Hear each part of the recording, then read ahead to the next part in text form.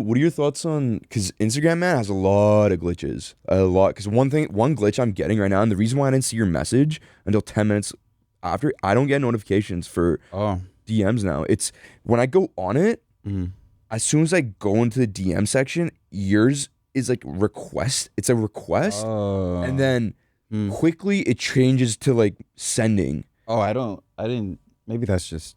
Maybe you should just delete the app and re-download it or something. I mean, dude, I don't know. It's been happening with like everyone now. I don't. Oh, really? I don't see it until like. Yeah, I think Instagram is like, I don't know. I don't know what happened because they used to be like on it. They used to be like, because like, remember when they made that move to like add stories to like compete with Snapchat, and that like destroyed Snapchat for a while. So like they used to be like, so I actually thought that when they came out with Reels that was going to put TikTok in trouble because that's what happened historically. But no, it's just like become like really weird, and I don't know if it's because Mark Zuckerberg doesn't care about Instagram anymore or something, and he's just like leaving it to whoever to do it. But it's weird. Like I don't know what they're I don't really know what they're doing. They're like scrambling. Like they've lost all touch.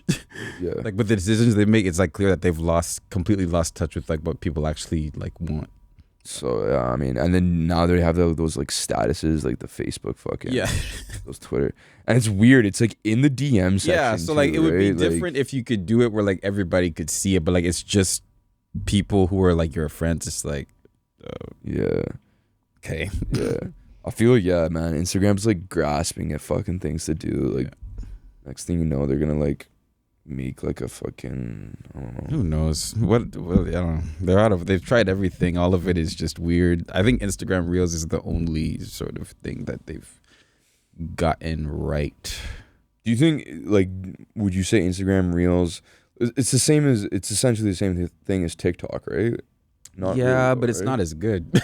Not as good, they've gotten it right, but it's not as good as the thing that they're trying to compete with, you know what I mean? Dude, TikTok, you can get away with more explicit things than Instagram. Instagram will take it down. I've seen some pretty fucking like edgy shit on TikTok that hasn't been taken down. I don't know, man. I put a joke out there on TikTok that was humming. It was doing really, really good, and then that TikTok took it down for like bullying, harassment, and like I put it up on Instagram. It's still up there, so I don't know. It just depends, really. It just depends, man. Yeah. And I think Instagram will take stuff down based on like if people complain. So if you have people who like, I have like a bunch of followers who like support me, so like they don't report my shit. But like if you have people who like have it out for you on Instagram, then. But also, if you have a lot of followers, there's a lot of people that are going to report it, probably, right? Like statistically, like, if you have more supporters, but you also have more people that might actually report it. I mean, again, I feel like on Instagram it literally depends, but TikTok, in my experience, I've had a lot more stuff getting taken down on TikTok than on Instagram. Like a lot more stuff. Yeah. Well, I saw this thing recently where TikTok's screening things for like kids. Like it's they're tracking down on that shit where it's like it could be edgy where they don't want like underage.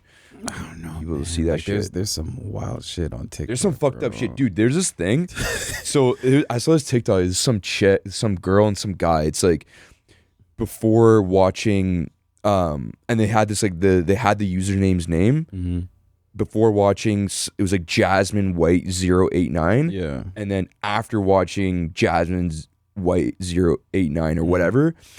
I didn't want to watch it. I didn't search it up because I don't even want to like fucking try to see what it is. Yeah. I went in the comments. Apparently, it's like this chick eating like raw animals, like full on, just like alive. Yeah. And it's like, and then all the comments were just like, "Yo, I really wish I didn't." Like, I really wish. Yeah. No. Anytime like people on because like TikTokers are wild, like individuals, like they're like it's like completely like. People on TikTok try to pretend like they're woke and all that stuff, but really like they're just like completely unhinged, which is like, I know I was just complaining about how people are immature in there, but like as far as like if you get people in the right zone, like the sense of humor that can be on there in the comment section is like absolutely hilarious. So like, and they're like wild. So like if they say like that was fucked up, then I don't even bother because the shit people say on TikTok is like.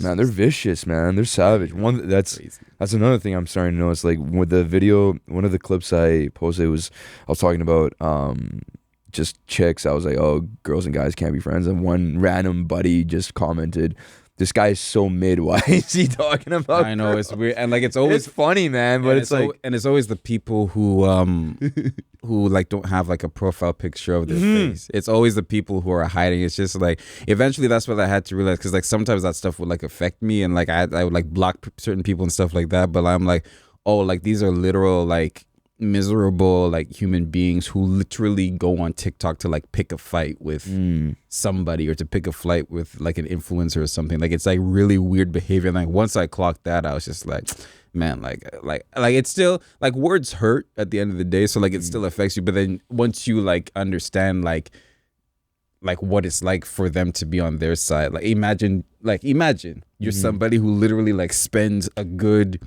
portion of your day going on TikTok looking to pick fights with people, and then like an influencer who's sensitive like me responds, and then we got one, and then you just like and then that gives you like your feeling of power for that day. Like that's a very sad existence, bro. But do you respond also knowing that like if you respond, it'll create more of like a commotion, and then it'll gain. I respond to comments in general. Like I'm active in my comments. I like to engage with people, and normally I ignore the negative stuff. But every now and again, like I get fed up with it, and you just feel the need to say something, and then but it's never a win. It's never a winning situation. It's never a winning situation, because you're trying to, like in my case, trying to facilitate people having a good time and laughing, and you want people to understand the jokes properly, blah, blah, blah.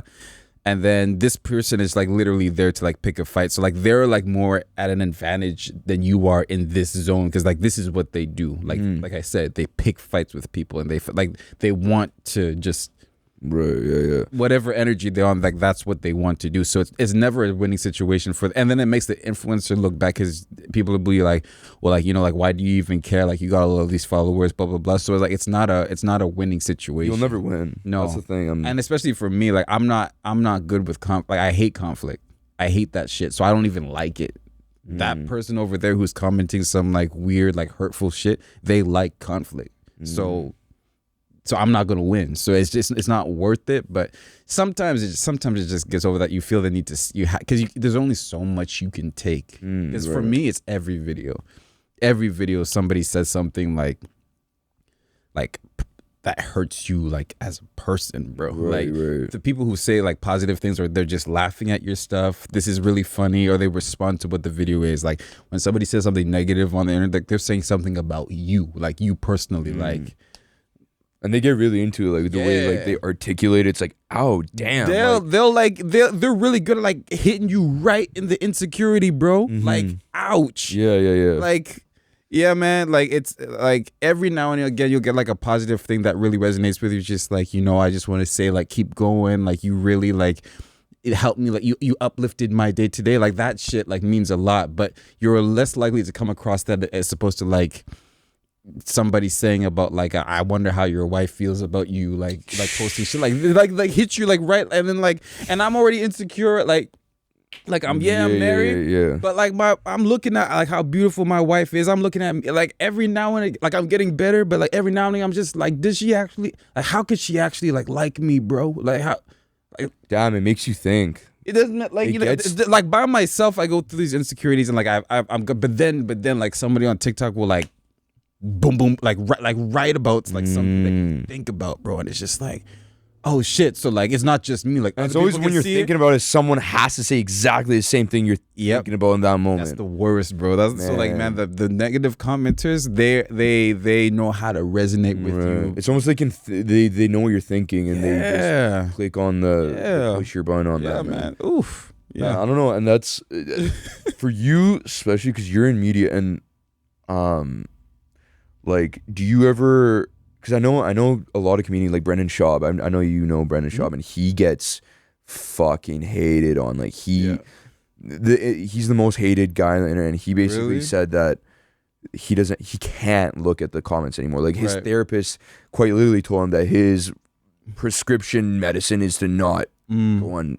Like, do not read it. Like, do not for your own health, for your own mental health. Don't do. Yeah, it's I think that we kind of like live in a world where like everybody is supposed to present themselves in a certain way, or supposed to like have like a certain like persona, or like like not just on the internet but just like in everyday life. Like there's a way like people are supposed to behave, and so whenever somebody comes on the internet and like just presents themselves as their authentic selves, there's like a natural like resistance that like the general public has to it, because it's almost like, well, if I can't feel like I can be my authentic self, then why do you get to be your authentic self? And you see it with like you know, especially I'm in the world of comedy. Like comedy is like all about authenticity. Comedy is all about saying the shit that people might be too afraid to say. Pushing the envelope, exactly. And so when they see somebody like succeeding by being their authentic self, there's like a natural like, I don't want you to be able to do it because I don't feel like I'm able to do that, like for whatever reason. Like I genuinely feel like that's what it is. And you see it like with every comedic entertainer who's like under controversy. Like I believe that's usually what it is like they're saying what they authentically feel. They're not doing it to intentionally like hurt anybody, but they're not like staying within the bounds of like what society is telling them like they can or can't say, or can or can't be. And people, you know, just want to like come up against that. And like you could have like the greatest intentions of the world. Like if you watch my content, like you'll be able to clearly see that I don't like go out there to like intentionally antagonize people, but like people will take it in like a certain way. Right.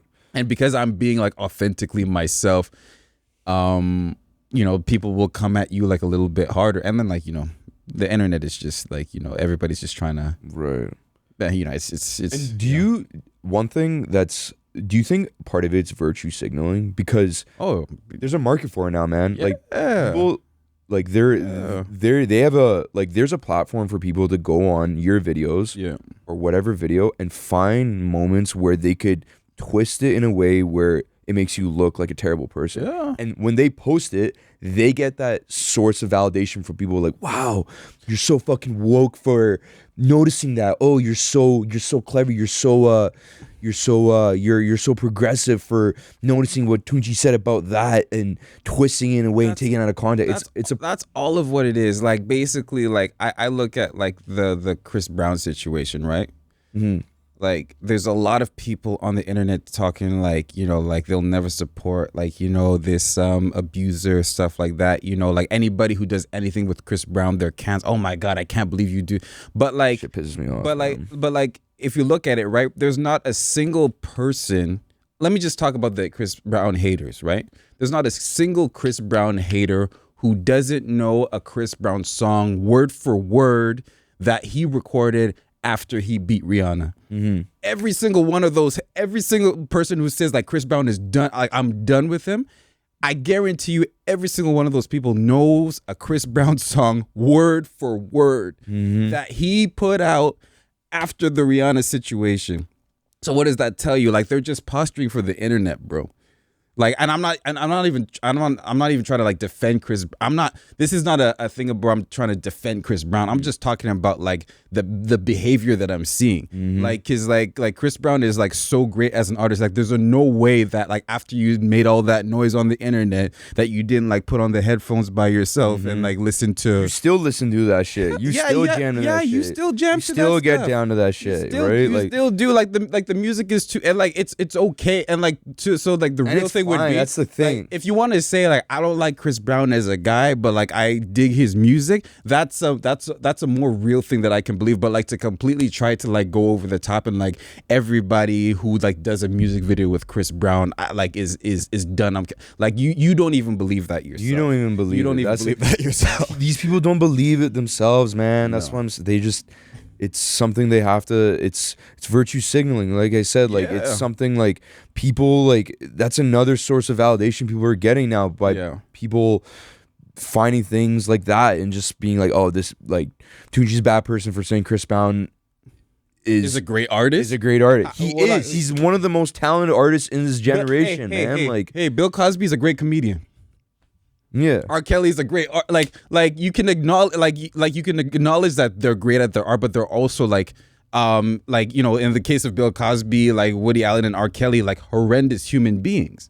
Like I don't understand like why I even feel like uncomfortable with saying that Bill Cosby's a great, because that should be up. That shouldn't even be a thing that's uncomfortable. Yeah. That shouldn't even be a thing that I'm afraid that you guys are gonna put it out on TikTok and like I'm gonna like get out.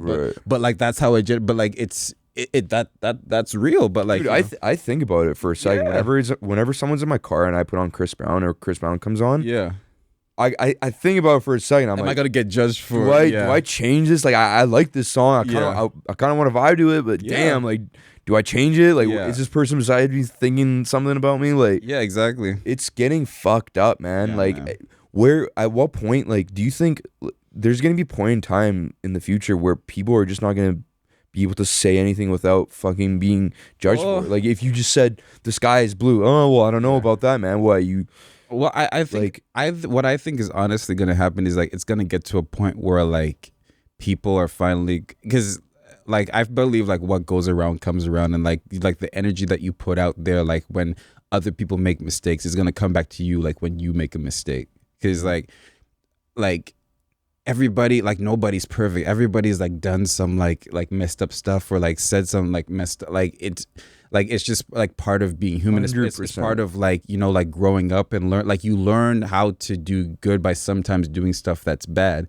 And I don't think that it's right for people to be, you know, coming down so hard on people. Like I guess they like to come at famous people because like they feel like powerless, and I don't know, but what am I even trying to say right now, bro? I just feel like people are gonna realize that, oh, like when I make a mistake, people can come at me just as hard. I don't like that, so let me just like have more grace for people when they do something messed up, and just like move on. Like I feel like everybody's gonna get exhausted with the whole process, bro. Yeah, at some point I think so. Yeah. I think it's just at some point it's gonna come to a threshold where people are just gonna be like, what are we doing? Where did this even start? Yeah. Where did this whole virtue signaling, just being woke, calling people out, when did it, like, how, when, it's gonna exhaust, why? It's gonna, I feel like it's just gonna get like exhausting, or what I think is gonna happen, and you're starting to see a little bit in the industry, is like people are gonna start to realize that, oh, like this isn't real,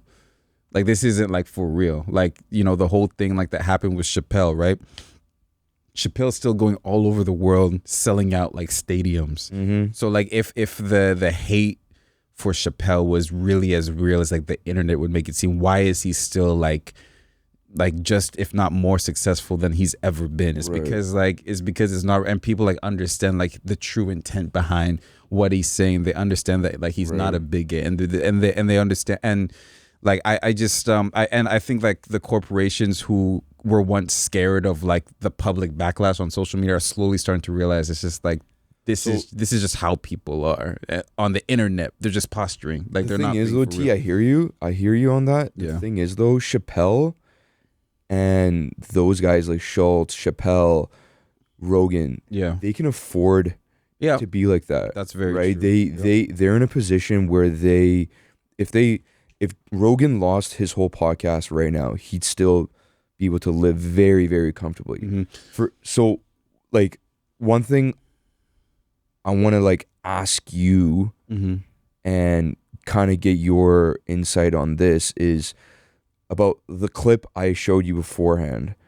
Okay, so which one was it? The fucking oh yeah okay, that one, right? yeah. So I'm gonna give you a timeline of what happened. Yeah. All right, so we recorded the episode. When was it, Alex? Monday, right?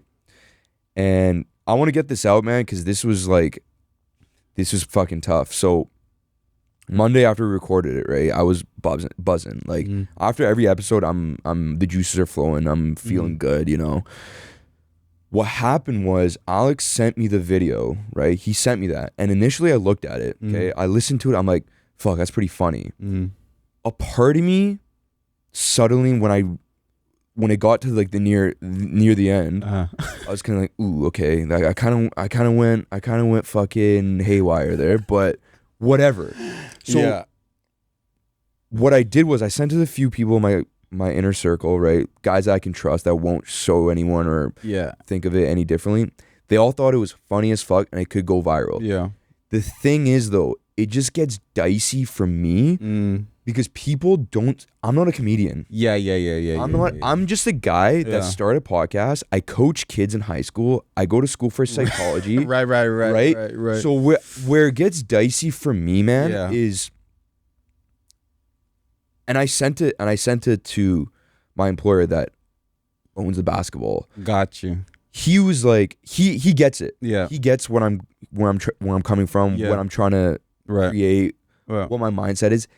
His issue was when, if a parent saw that, Yeah. right? Yeah. and Yeah. said, Yeah. why is my kid being coached by Mo that's Yeah. talking about this shit? Yeah. And I'm like, okay, I get it. Yeah. But then again, it's like, I didn't say anything that bad. It Right. wasn't homophobic. It wasn't racist. It wasn't misogynistic. It wasn't illegal. It's not like I said I did Yeah. crack cocaine It was for just 7 days it's straight. just something that would make a parent look at you sideways. Kind and of is like- this how he's talking around my kid. Right, and all this exactly. stuff? And Yeah. then, I'm not gonna lie, the Tuesday, the next day, Mhm. and the Wednesday, I had one of the worst anxiety episodes of my life. I was thinking that my life is pretty much done if this goes on the internet. Yeah. I had to call my therapist, dude. Wow. I called him. I didn't even know what to, because he's not an HR. He's not like a PR guy that knows Right. technical shit. Right. I just called him. I'm like, dude, my head is about to explode right now. Wow. Yeah. What can you tell me? Tell Yeah. me something. Yeah. And he basically, one of the things he told me was, from now on, whenever you post something, I don't know if you think about it this way, but whenever you post something now, you just got to assume every single person on earth is going to see it. Yeah.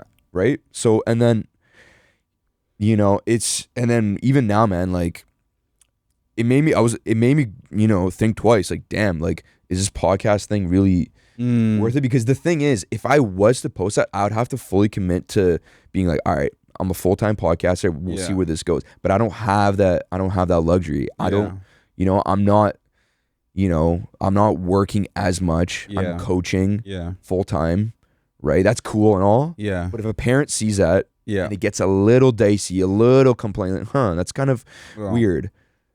I'm done, because I don't have that leverage where it's like, oh, Yeah. Oh, I see what you're saying.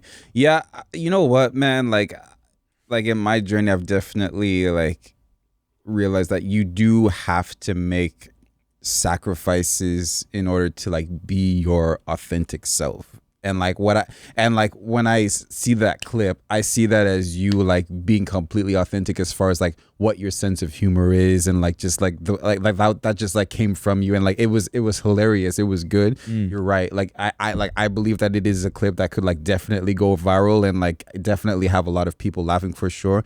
It is like also something that like might have like parents looking like all of that shit might be true, but I think that, like I said earlier, like before we started recording, man, like I didn't quite have an episode, but like I've definitely had like huge bouts of anxiety before posting a video. And I've had times when I posted it and it went great. And I've had other times when like I posted it and my account was suspended for a week or something like that. So like either possibility is true. And so I'm just talking purely from a content creation standpoint, not just from a life person, but like content creation. Like the only way to know where the edge is to play around with it and like put it out there and like actually see what happens. But what I will say is like usually like 9 times out of 10, like when you put it out there, like it's not as catastrophic as you think it might be. Like our minds play tricks on us and thinks that all of these things could happen and blah, blah, blah. And I feel like that's actually the danger of checking in with people before you post, because other people are going to put stuff inside of your head that you didn't think was there. And now like you're thinking about all this stuff. And they're like, going to start overthinking because Exactly. I brought up. And so they're thinking, okay, there is something there. Exactly. And they, Exactly. And like, and that's one thing that like I would probably encourage like every content creator to do, is just like, yo, man, just like stay inside of your own head. Like your own mind is probably playing a bunch of tricks on you. So just stay on your own head. Like keep your own focus. Like if you believe that this is right, if you believe that this is the right way to go, then just go for it, man. And like you put it out there, it might be controversial, everybody might laugh or whatever, but like if you're getting a bunch of like feedback that's like controversial or dicey or negative, you can make the decision on like whether or not you want to deal with that. Like, okay, people like got mad about this. Is this something that I can handle long term? Is this something that I want to deal with for the time being? Or is it something that my brand, I don't want my brand to be about? Then you can make the adjustment from there. But like, I feel like it's always better to make decisions on how you want to go forward after you've done the execution rather than before. Like, and I feel like it's up to the individual, man. Like if you want to like put out content that like gives you a chance to put your brand out there, but also like keeps the other things in your life safe, that's a very valid decision. Like I'm not on the whole thing of like, you know, do that shit, bro, like everything, like fuck all the hate about like, no, like you got, like we're adults now. Like we got other shit, like we have our livelihoods to think about. And so I genuinely think like, bro, like if you I saw that clip, it was very funny to me. I feel like it would do well. I don't know for that for sure, but like I feel like if you're in the place in your life right now where like you don't feel like it's worth it, then don't post it. I don't think, oh man, like that I do, and I do that all the time. Like I will record videos and I'll think it's funny, and I'll know that other comedic minds would think it's funny, but I'm just like, you know what? If I put this out, it's gonna come across really mean. Certain people are gonna get upset. Am I in the mental state to like deal with people being upset with me over a joke? Not right now, so I just won't do it. Like, and you're like allowed to make that decision for yourself. Yeah, like absolutely. You really, really are. So like, I feel like it's good for you. It's even like good for you to like have that knowledge of like, okay, like I'm capable of like some really funny shit. So like once I'm in a place where, like you said, like we're, you know, like Chappelle and Rogan are like completely different strategies, but like once I have more security to where I can put that out and it's not going to have consequences on other portions of my life, then I'll put it out. But like for the time being, let me just like hold that clip is going to be there for, like that clip is kind of timeless, bro. Like it's always going to be wild. Like it's not going to stop being like wild. It's like a gem. That's the part that's killing me, right? I don't. Yeah. And yeah, man. Like, you know, but like I've kind of definitely reached the point with my content where you just don't give a fuck. I mean, if it scares me, that's how I know it's good, and so I'll put it out. But like and I put it out if I feel confident that smart people like smart people or people with common sense will like understand this. Right. Dumb people will get upset. That's so, you know, for lack of a better word, I don't want to call people dumb, but you know, that's how I genuinely process it. People with common sense, people who are smart, people who actually take the time to follow along with what I'm saying, they will understand it perfectly. Cool. Let me put it. It's scaring me a little bit because it's like a little bit, but right. All right, let's do it. And then those ones have been the ones that have done like the best for me. And even in that clip, like the clip I sent you, like people would understand that. Like guys in particular, they'd be like, I know what he's talking about. You know, we get it. Like, it's just, man, I don't know. And you work in corporate, right? Yeah. You do, right? Basically, yeah. It's like not it's not like very suit and tie. It's not like, you know, formal or nothing like that. But I'm blessed to be in a work environment where they what I do is like understood and like appreciated. So they understand that. Yeah, that's one thing I was gonna ask you. That's not everybody's situation. That's not everyone's situation, huh? Yeah, because that's. I mean, I got one of my friends to ask one of her employers, and she showed her the clip. Yeah, and she just basically said I wouldn't care as long as it's not homophobic, misogynist, racist. He can do whatever he wants, right? It only matters if you're like high up, like CEO, VP of a company, where it's like, oh, okay, like you might like. But I actually disagree with you, because was it your therapist who said that you have to assume everybody's going to see it? That's what he said. He said, I don't. Hypothetically, you have to think that every single person is going to see it, and the reason why making a clip of it is worse than someone going on the YouTube, because here's the thing, that video is gonna get published and someone can go on the full video on YouTube or Spotify, listen and get to that part and listen to it. Right? It's just, it gets different because my therapist said it in a great way. He said, making a clip of it and putting it on TikTok is like going when you're reading a textbook, right? Like in school, when you're reading a page and you highlight the page, highlight the part that's important, that part sticks out to you every single time you go on that page, right? If you don't highlight it, you might just like breeze by and not even fucking realize that you just listen and watch that shit. Yeah, I mean I don't want to like because your therapist like is definitely like more educated than me in like certain respects and blah blah blah. But I think I actually disagree with your therapist when he says that you have to have the mindset that everybody's gonna see it, because like number one, like that's not true. Like there's shit going on with, I don't know, if there's something going on with like One Direction or Harry stuff. Like there was a whole controversy with what's his name, Liam Payne, that was going on. I didn't like. There's like a sector of people who like really give a fuck, and then like nobody else cares. Like even if they caught wind of it, it would just be like what, like it like everybody in the world, like we're talking about like 8 billion. How many people are in the world? Yeah, like it's 8 billion. It's like 8 billion people. Okay, so let's see 400,000 people see it. Right, yeah. Do you know how like small of a percentage that is, like compared to like the rest of the world? And then it's gonna be one of those things where like half of the people, like most people will probably love it. Some people who are gonna be like the loud minority are gonna like complain, whatever. And then like the thing about the nature of the internet is like, and let's just say like the whole world saw it, right? Let's say like it let's say like you even have like the Will Smith like situation, right?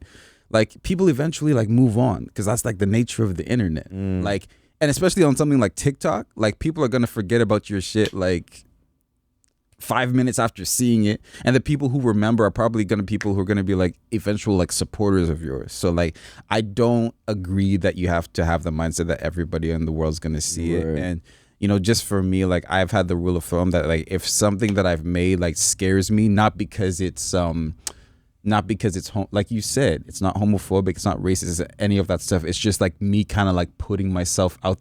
I'm putting myself in a position to be judged for who I am as a person. That's the shit. That for me, that's the shit I need to put out. That's the shit I need to put out, because that's just that, like, because authenticity is like. There's so much shit in the internet right now. The only way to cut through is like real authenticity, like just like a real weird way of thinking about things that's like unique to you but still resonates. Like, and that's your brand. Like you fully have accepted and told yourself that's what I'm going for. Well, that was like tenfold. But that's what I'll tell you something, man. That was all I had left, because I was going through like serious like whatever, like writer's block or creator's block, whatever, right? I was trying to figure out like what else I could do for like skits, what else was relatable, blah blah blah, and I already done like all of like my hashtag relatable skits multiple times, so I had nothing left. And then for me, I was just like, all I have left is like the shit that I say to my family and to my friends behind closed doors that like makes them laugh. But like maybe I don't want to like put it out there, because that's me. Like that's like genuinely like, and it's not perfectly in line with like what people are supposed to say or what people are supposed to like do or act or blah blah blah. But like I was just like, that's all I have left, and I believe that that's my funniest shit. So okay, since that's all I have left, let me go ahead and put it out there. Let me like put like my real self out there, and like, and so, but like I said, I'll still, because I've been in the content creation game for so long, I do kind of have a good sense of whether something is going to be potentially funny and whether people are just gonna like straight up just gonna be like, nah, like this ain't it. Like this is just. Like I had a skit about Viola Davis, like, cause she had the whole thing with her her Michelle Obama impression, like doing her old teeth like that. I was gonna do something about that, but then I was just like, nah, man, like the jokes aren't there. Viola Davis, like if like with somebody like Viola Davis who's like up like. It's like Denzel, like Viola. Like got, if you're gonna like joke about somebody like Viola, you gotta make sure that the jokes are like on point. You gotta make sure that they're, because people love, including me. I love Viola Davis. I think like she's like top 3 greatest actors. I love Viola Davis, and so I was even like looking at this thing through my eyes. Like if I saw this shit, I would be upset. You know what I mean? So I was just like, nah, I'm not gonna do it. Let me just. What? I watched the Tristan Thompson one. Right. So like with that video, like if someone it could go south in like ways where it's like Yeah. if someone really hates Tristan Thompson Yeah. or someone just got cheated on, Yeah. right? And they see that and they get triggered, right? Yeah. So at any point, anything you post, like yeah. something about it, right? Like Yeah, somebody said something like I don't know who's like it's feeling like I was like justifying why Chloe should stay in the relationship, and like it's just like yo, it's like, shut the fuck I don't up. It's not that serious. Like I don't even give a fuck. I was just like looking at it like, you know, hey man, like Tristan Thompson, like people forget because like it's on the internet and stuff, like how intimidating it is to be in the presence of somebody who's 6'9". Yeah. I don't care if Tristan Thompson isn't like a tough guy. He's 6'9", 260. That's intimidating. Yeah, I don't care if he like has if he speaks like like you know like he speaks like you know like he has a total like you're already dorky beating voice. the shit out of 80% of human beings when you're that fucking big and strong. You don't have to be tough. You don't have to be like come up like from the streets to like be an intimidating presence. You don't need to do MMA. Like no, that's scary, man. And the way you the way you presented it too, it was in a comedic way. Yeah, and it mind boggles me that some people actually would look at that video and be like, wow, like Tunji's just got it all fucked. Like he's got it all fucked up. He's on some other shit where he's justifying infidelity. He's justifying exactly the fact and like that's the thing, like going into like insecurities that people will touch on, right? Like that's something that I've been dealing with like my whole life. Like I've always wanted to make people laugh, and in that like you get like misunderstood all the time.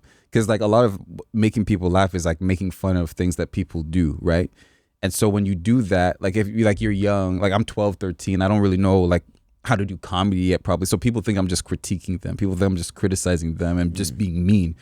And I remember like being in tears over that, bro, because I was just like, no, like I want so badly to like people to be, and I want people to like make fun of themselves, and like I want to be like my heroes on TV and stuff like that. And like all people are saying is that I'm like mean, and like that's the opposite of my heart, right? And so fast forward to like, you know, now I'm 28 years old, and and you still like confront that shit, but now I'm a much more like skilled comedian, and like now there's more like positive validation, but like still like the negative stuff kind of like cuts through on like insecurities I've had since that I developed as a kid. Like like it's almost like this insecurity of like, man, like me being my authentic self, me being the humorist that I am, like makes people feel bad, which is the opposite of what I want to do. Like that shit like cuts through. And so you gotta be, you gotta do like Brandon Shaw. Like I'm like, if you want to like not look at comments, like do that shit, bro. Like for me, like I go to therapy, like, you know, like I just make sure like my mind is right. And like she kind of like just, you know, she was just like, hey man, like, you know, like I know like this is stuff that you dealt with a kid, but remember like these are like child like insecurities, like you're still like thinking from like your because everything's rooted in our childhood. Exactly. Like, you're however still, we're feeling right now, it's thinking like from like your 13-year-old brain, like, but now that you're 28, do you really think that everybody in the world is gonna reject you if you're like think about it like logically, like here right now, do you really think that everybody's gonna stop loving you if you're your real authentic self, right? So yeah, stuff like that helps, man. It's a journey, man. It's tough, man. It's a journey, and like you gotta take your time. You gotta take your time, man. Honestly, I mean, man, I'm just questioning like podcasting. All right, like cool. It's like I love it. Yeah. But do I have to bite my tongue on some things? I gotta hold back for now, right? Like I do feel like I need to hold back on some shit right now, right? After that experience of just like, holy fuck, do I post this, right? What do I say? What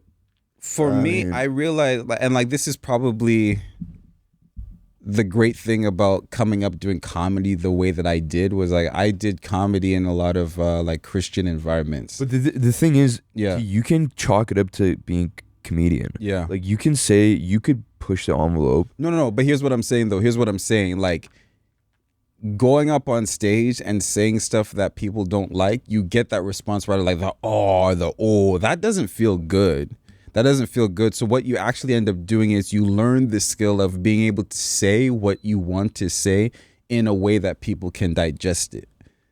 Right? So like, for example, like when you're in like a more conservative Christian environment, you want to make your sexual jokes and like race, things around race and stuff like that. So like you kind of learn how to like say things without saying it, or implying things you know, if you say something here, it's going to lead to a thought there, and they're going to know what you, so like you just learn like the gymnastics of it all. So it becomes like a real skill.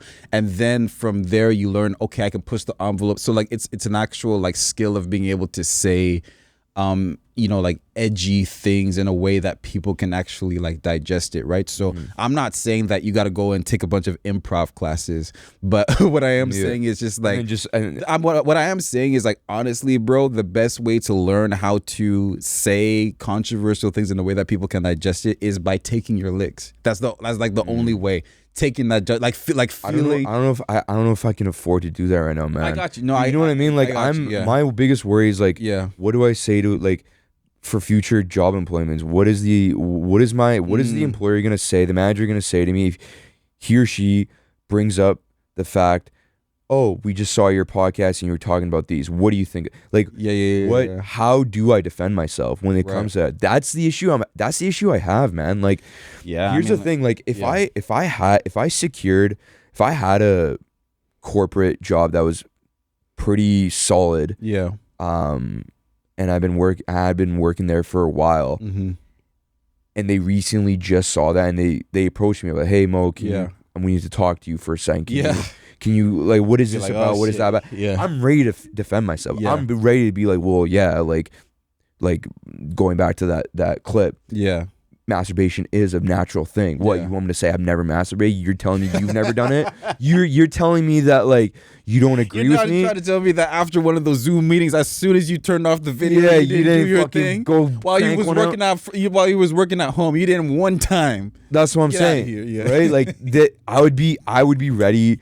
I would be in a place where I could defend myself. You know what I mean? But right now, I can't. Like, because if an employer saw that and they didn't want to deal with maybe like the repercussions or like something happening next, like we don't even want to like venture, like, because people are getting more sensitive, people are getting more uptight, so the slightest bit of like I don't know, it's a little dicey. No, there definitely are constant, like for me, like I'm pretty, like, because I was like doing like a lot of job searching during the pandemic times, and I was having like a really hard time like landing a job. And the one thing that sort of like this mentor guy or somebody who was helping me out told me was just like, oh, like people might see your, and this is before the stuff I was doing now. Like this is while I was like pretty much like within bounds and not doing like, you know, too stuff that was like anything scary for me. They were just like, well, yeah, like people might see your videos and might like have, you know, second thoughts and blah blah they blah. They said that. So I was told what did you and that was extremely frustrating for me. And so like my solution at the time was to like get like a job where like people didn't care. So I had to like work in like warehouses for a while, bro. Like I had to work like in a warehouse. I was completely miserable, but like they don't check for your Instagram. They don't check for so like I was just like working there until I was able to find something that was more like within my, and like basically like what I do for the company, like my skills as a TikToker like perfectly correlates with like what my responsibilities are like for my job. But I definitely went through it, and like for me, I was just like, well, this stuff that I'm doing on the internet is going to lead to like what I actually want to do and what I actually want to be in the future. So I didn't care about nothing except for that. And I'm realizing as I go through life that that's not like a mindset that comes as easily for a lot of people as it did for me. Because for me, I was just like, there's no question. Like this comes first. And like, if I have to, I wasn't happy to work at a warehouse. Let me just like be perfectly clear. Like this, I'm not trying to make some like inspirational moment of like, I'm going to do whatever I have to do, even if I have to da. I was miserable. I was completely frustrated with like the state of corporations, that me being an influencer was somehow a detriment to me being like a fucking social media manager for the company. Like I didn't understand, like to me that made no sense. But I was just like, okay, you know, this is what I want to do. Like I'm about to get married. Like I can't go into a marriage without having some sort of income. Let me just like put my pettiness and like my frustrations to the side and just do what I have to do, bro. Like that's what it came down to me. It's just like, man, I got to do what I have to do. And like, you know, like shout out to my lady, because she, you know, like if it wasn't like for her, if it wasn't like how much I love her and how much I care about their relationships, I probably would have stayed stubborn and not did what I needed to do. So yeah, man, it's a journey, bro, and like it's not the reason why the undertaking of being your authentic self feels so scary is because it is. And you're gonna take your licks. Like I wish I could like tell people like it's gonna be fine. Like it's not as scary. You're gonna take your licks, bro. Right. You're gonna have to make like proper like that's why like I feel like that's why a lot of entertainers have such inspirational stories. Is because on your journey to like becoming that and becoming like this unique person who's your authentic self and blah blah blah, like you take your licks along the way, bro. Like I'm still taking you're rolling licks, you're basically rolling the dice with it, man. 100%, especially with 100%. Influencing media, right? What? Yes. You know what I mean? Yes. And then like I'm in a weird place right now where like I go through phases where like I'm inspired all the time, and then I'm in a phase right now where like I'm a little bit like creatively exhausted and I still got to create content, and then when things aren't moving forward as fast, you get scared because it's just like, man, like I put in all this work for years and like it's all where is this going? Like what's the end game? Like I'm running out of options. I'm running out of like end game options here. And especially if I've like run out of material like that's in my head, like I'm cooked, like I'm done, and all that sacrifice was for nothing.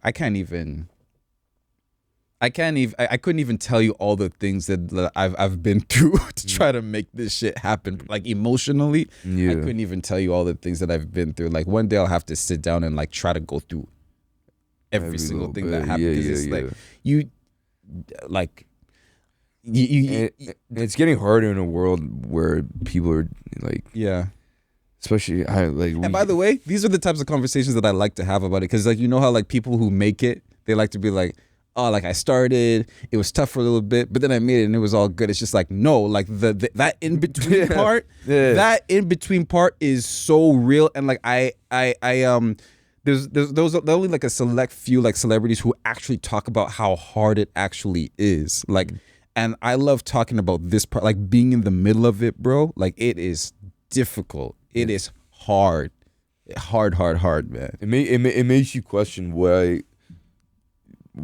If you want to go on with it, why you forget why you even started sometimes. 100%. You're like, why did I start? Why was this? Yeah. Why am I going through this shit right now? Why am I putting myself through this shit? Yeah. Right? And then, excuse me, learning about like this industry that you love so much.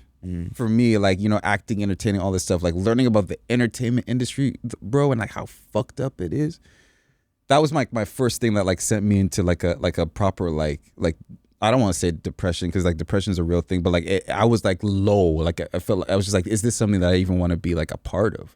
Because it's like messed up out here. Like all the stuff that you hear about the entertainment industry, like it's not as far as like the racism and like the prejudice and the sexism and like all this, like just the things that you hear people say like real casually. It's just like, what?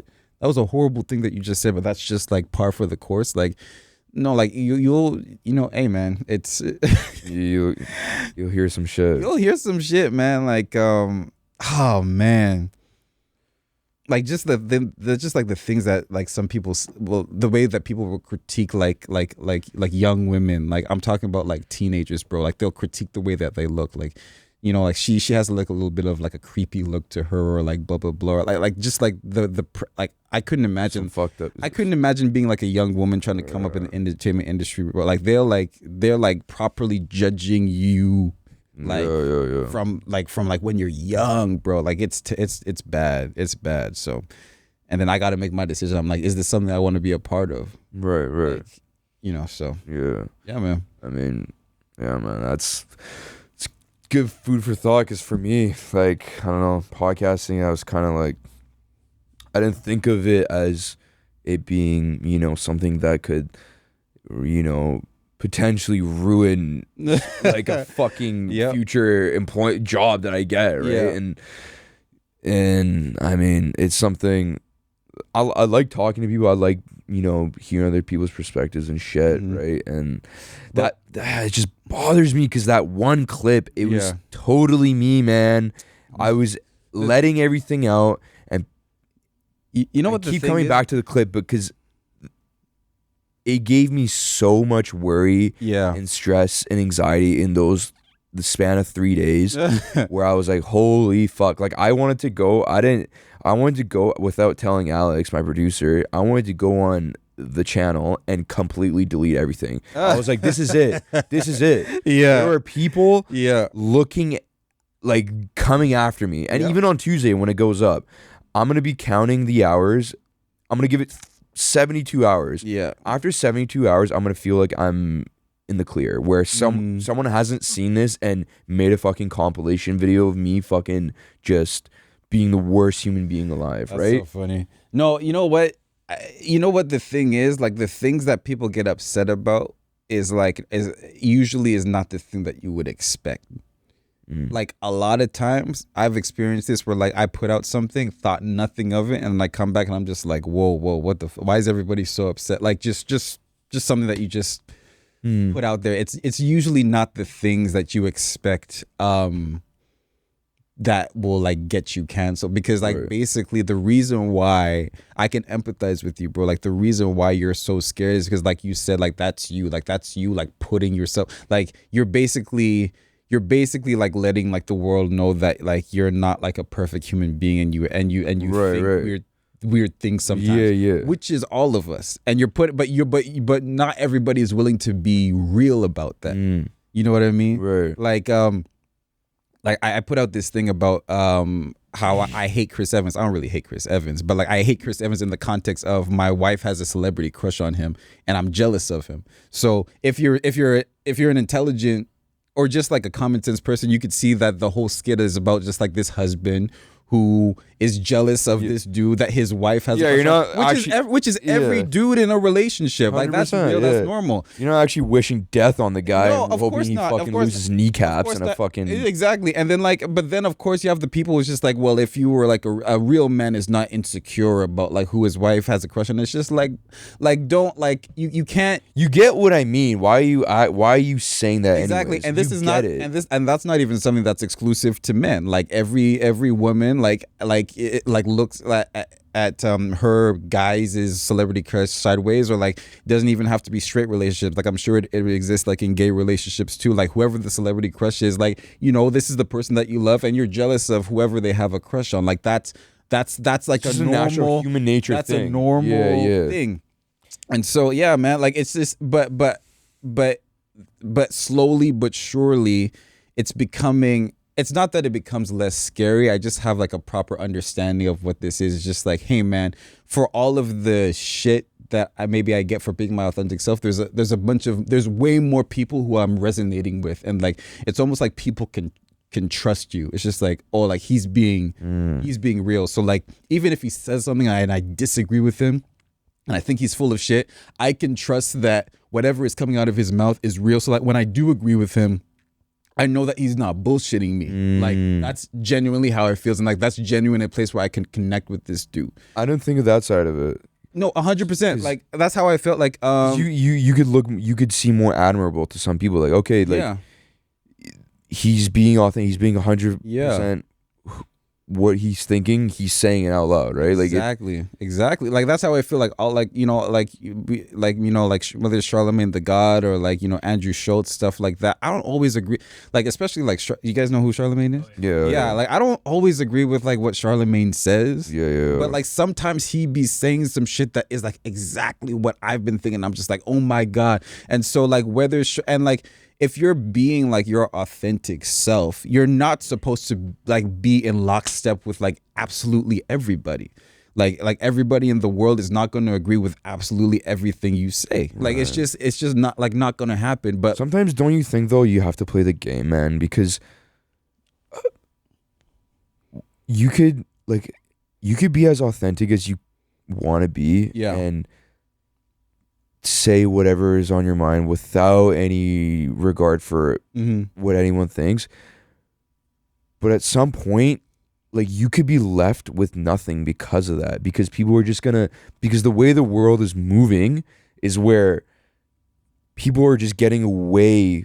They're isolating people that are being their authentic self. They're canceling people that are being their authentic self. So you lose people are like got people that are extremely authentic and really pouring it out are losing that credibility and basically being left alone. Like at some point, do you have to play the game and be like, is it worth it? Like, is it like, do I have to like swallow my pride and just keep what's inside me, what I really want to say inside, because I need to play the game. I need to be smart about this. See, but like it's a weird thing because like for me, like I look at the way that certain people have been like canceled, right? And a lot of people, like, unless they're like canceled for like a good reason, like if they're like actual pieces of shit, like people who have been like canceled because of a mistake they made, like what usually happens is like once they've been canceled, once they've been like gone through their public whipping and stuff like that, people like for the most part like leave them alone after that. Like Logan Paul went through his thing, right? Right. And now a few years later, people are talking about him being like likable. And he popped up on WWE. Oh, he did amazing. Like people like Logan Paul when like just a few years ago he was like the worst human being like on the planet Earth. Right. So it's almost like, so it's almost like people like just want to like get in their licks, and then like if you like come out of the other side and you're able to like keep going, right. Well, it's just like it's like a weird psychological thing where like people leave you alone. So like for me, I kind of like want my cancellation to like come sooner rather than later so I can just like move on. Like Doja Cat had her thing. She's still the biggest female artist in America right now. Like Kevin Hart had his thing. Right. He's still like it's you're talking about like these are people that are like A class, B class celebrities, right? Like what about like, for the like, up and comers? Yeah, for the minority, like I don't feel like just honestly, even like the local business owners here, right? Like let's say like they don't advocate for like some sort of movement, and they have a valid reason as to why they're not doing it, right? Yeah. Like they don't understand, like they don't believe that this is the way. Like they know they give you a good reasoning, but it doesn't matter. They're fucked. Right? So they have to accept it and be like, oh, all right, like we're gonna put this in front of our store. We're gonna put this and put this on our website, even though they don't want to. Like at some point, man, like that's what I mean. Like everyone you just mentioned, absolutely, but these like Logan, Doja, they're already there on their way. I'm talking about like me, like local business owners, like just like my coach, my employer that's running a business, right? Like even though he might agree with what I say and find it completely funny, like most people did,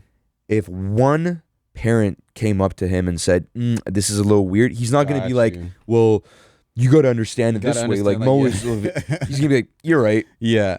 You know what I mean? Like, because you got to play the game sometimes. You got, and it's the reality. Yeah, man. No, it's like like I said, like it's just like one of those things where, you kind of have to be like okay with what, like if you make the decision to put it out, like because like I said before, like you have the option to like not put it out, and like maybe that will like hurt as far as like, oh, but like it's so good and like it would really push my podcast forward. So like you're making like, there's like consequences either way. Like either you don't put out this clip that could potentially like move your podcast forward quite a bit. One thing that maybe pops it off. It could be the one thing that pops it off, right?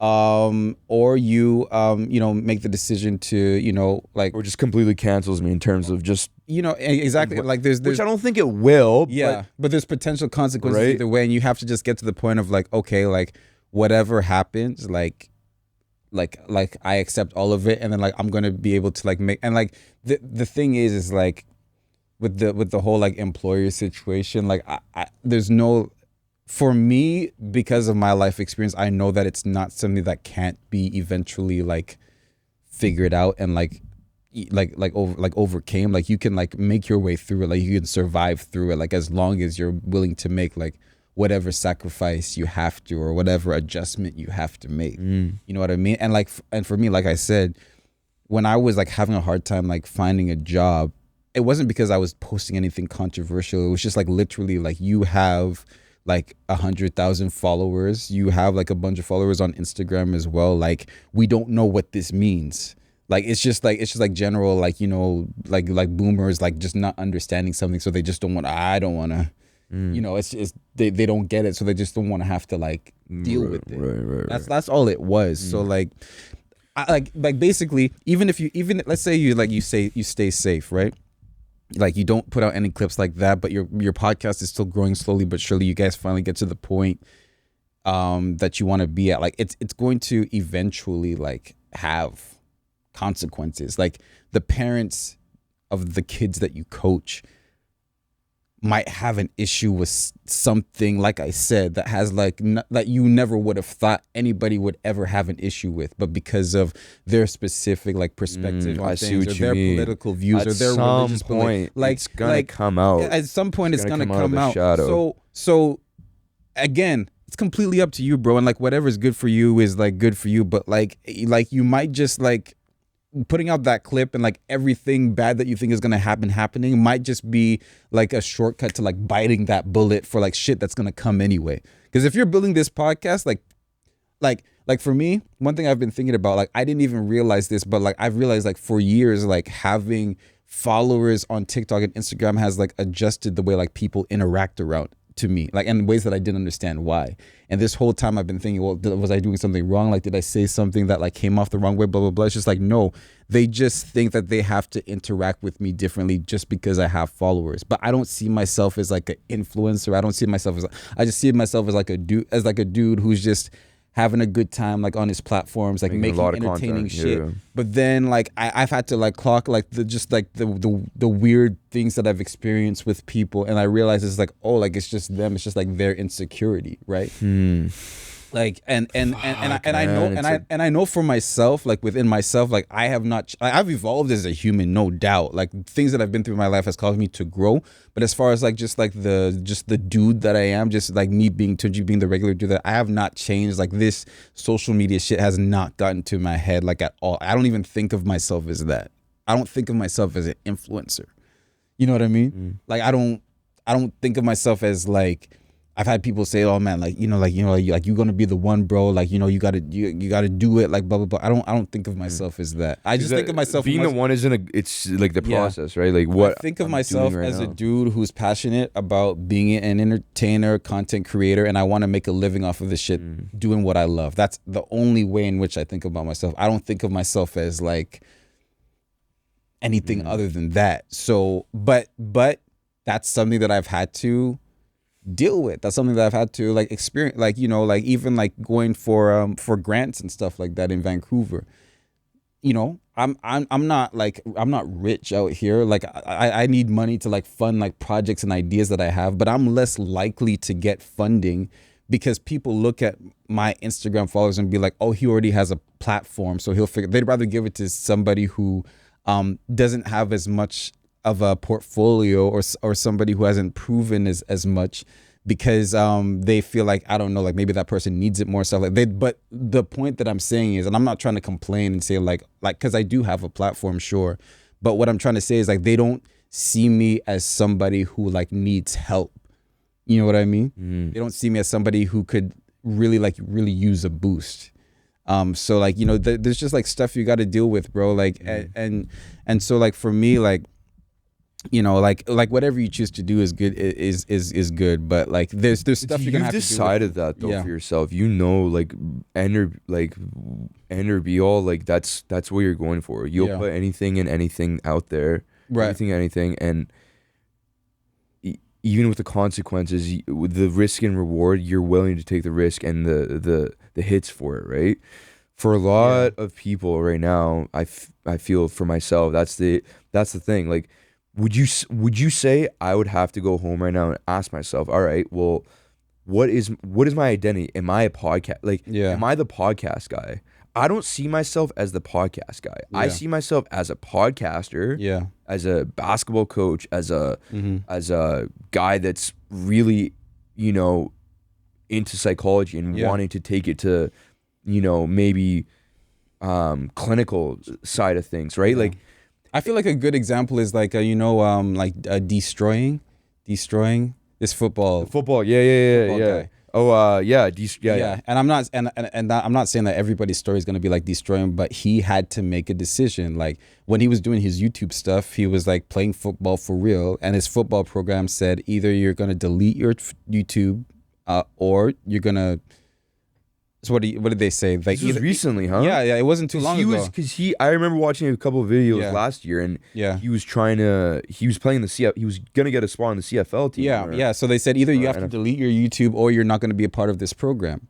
And at that point, he had to make a decision. Am I a pro football player or am I a YouTuber? He decided I'm a YouTuber, and he's making way more money than he ever. Like if you said he went to the CFL, yeah. But like at the end of the day, even if he went to the NFL, even if he made like millions of dollars going to the NFL, he has a much more sustainable career. Like he has a career for the next 20, 30, 40 years because of he's a kicker. Yeah. He's not even So like it's just like basically I feel like I don't want to get too deep because like I'm not like a spiritual dude. Like I hate it when like I hate it when like influencers try to get all spiritual, but like for me and my experience, it's just about like, okay, who am I? Like, and just like knowing who you are. Like, I'm not a dude who's like built for the corporate environment forever. I'm not a dude who's like built for like the job environment. I know that I'm a dude who likes to be free with my creativity.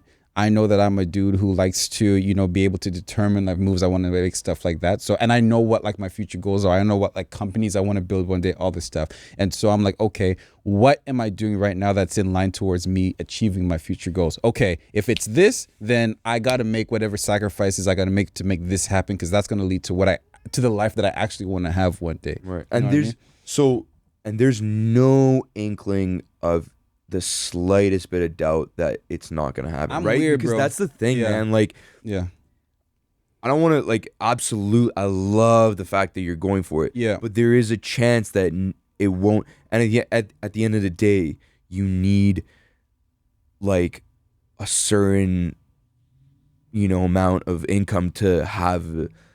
Or just delusion. I feel like I'm just like delusional and like overconfident and competitive. But you know what my thing is, bro? Like my brain, when it comes to doubt, it works in reverse. So like I'll start to have doubt after I've done it. Like after I've made the decision, to go, that's when all of my doubts start to come. I don't have doubt before. I have doubt after. But like I do have sort of like a delusional like confidence about me where I'm just like I do like believe in myself quite a bit, to the point where like convince yourself that there is literally no way that it will not happen. Earlier I said before that I feel weird when people tell me I'm that guy, but like there is a part of me deep down internally where like I do believe that like I'm that guy. Like so like it's like a weird like mindset that I have. I'm just like, well, and I think that I have that confidence in myself because I know how like hard I've worked, like, and how many hours I've put in. Like I just believe in like my work ethic and my ability to like figure it out.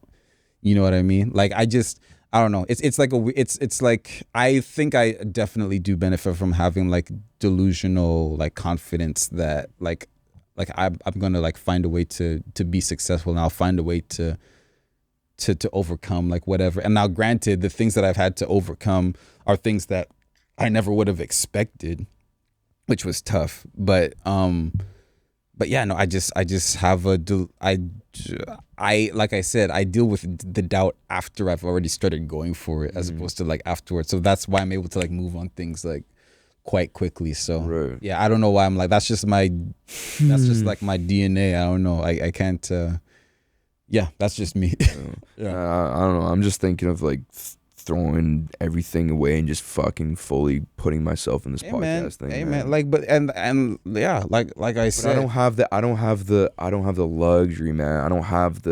I can't afford to just like be like peace, right? Like so it's probably a matter for you. I love coaching. I love coaching. Yeah. Basketball's I love coaching basketball, right? So I don't want to give that up, right? Yeah.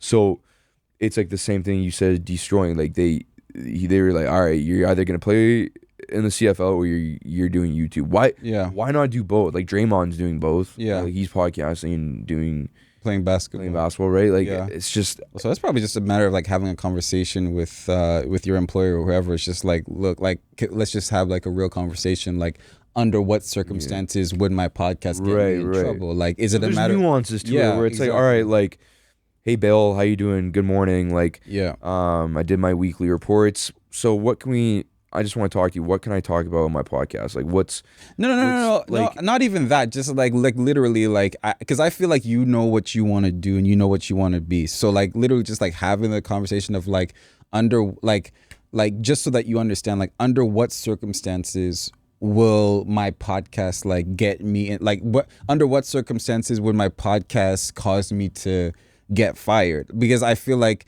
like we said before, like the danger of like asking people like what you're allowed to say or what you can or can't do is because like they're not inside of your like they can't see your vision for you. So like they're just talking from their perspective, which is a completely different perspective from yours. So they might say something that like may not actually be true or may not actually be relevant, bro. Like I think that like for us as creators, like it's so important to stay inside of our own heads, and like the only things that we're inviting in are things of like encouragement or things that will help like supplement like the ideas that we have. Like the moment we allow any sort of don't do this way or stuff like that other person might have just crushed the very thing that leads to the thing that leads to the thing that propels you. You know what I mean? Like I'm like, one thing that has definitely like really helped me, and I'm not like the biggest influencer in the world, but one thing that has definitely really helped me is just like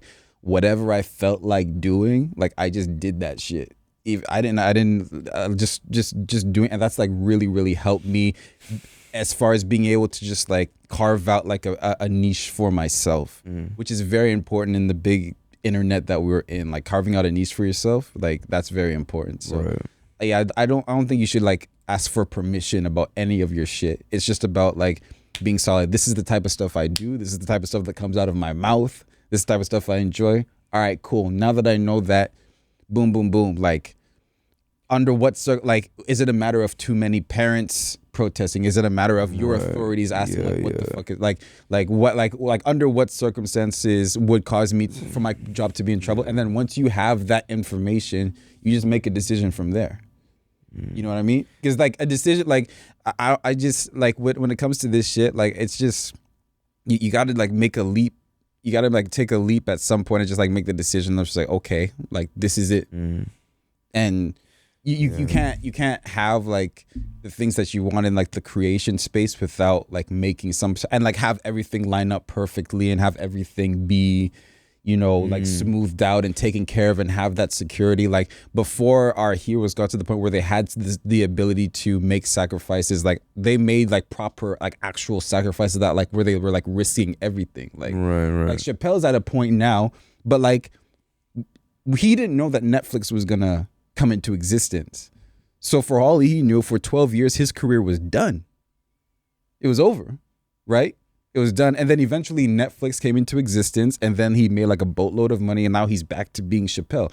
But he had to be at peace. I listened to an interview with him one time. He had to be at peace with one point of like, okay, I had my run and now it's done. Like forever it's done. And then Netflix existed, and then he was able to take advantage of that, and like now he's back to being the guy. Now, and like that's part of the reason why he's known as like the greatest of all time, is because he did not sacrifice like being his true authentic self despite everybody thinking he was crazy.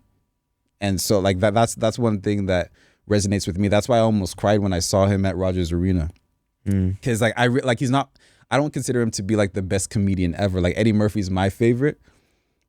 He's so funny. He's so great. But like when I got tickets to Chappelle, I was emotional because like it's like, because it's just so much more than comedy when it comes to Chappelle. It's just like no matter what, he did not fold, which is not something that most people do, right? So, man, it's the tough, thing man. is though, man, like I just keep thinking back to everything you're saying. Really, just like being authentic, putting yourself. If you really believe in it, do it. Yeah, I get all that, but I'm still stuck on the part where I do all of that. yeah. I post that clip. My employer, one of the parents, see that, They're like, wow, good for you, Mo. Like, you're being your authentic self, Yeah. but it's not for us. See you later. Yeah. You're done. And it's like, all right, well, fuck me. Like, you know, it's like, it's just the hard truth reality of this world, bro, is that sometimes it's just that could happen, right? Yep. And you know what's crazy? My mom is my voice of reason, right? Like whenever I have an issue like this kind of thing where I'm kind of in a dilemma, don't really know how to go about it, I ask her, right? I showed her the video, and I was expecting her to like freak out, right? Because she's typically like more on like the sensitive side of things and like really looks out for what I actually post and stuff. Right. And even she was like, "Oh, whatever. Like, I mean, it wasn't even like you didn't say something astronomically fucked up where people look at you different. It's just one of those things where it's like, okay, Mo's really coming out of his shell. Like, you know, like if one of the kids saw it, they'd be like, oh, we saw Coach Mo as the guy that was saying, get on the line, run a suicide. Yeah. Not the one talking about that, you know? But like, so it's like a shock to them. It would be like a shock, like, whoa, Coach Mo is more than a basketball player. He's this guy that does this. Well, then, like, here's right. Like scenario, this is just my situation though. Like I'm there's millions of other people going through the same shit and there's their own predicaments, but it's just, I don't know. That's something that really fucking got to me. Even like, can I chime in here? Yeah, I was just gonna say.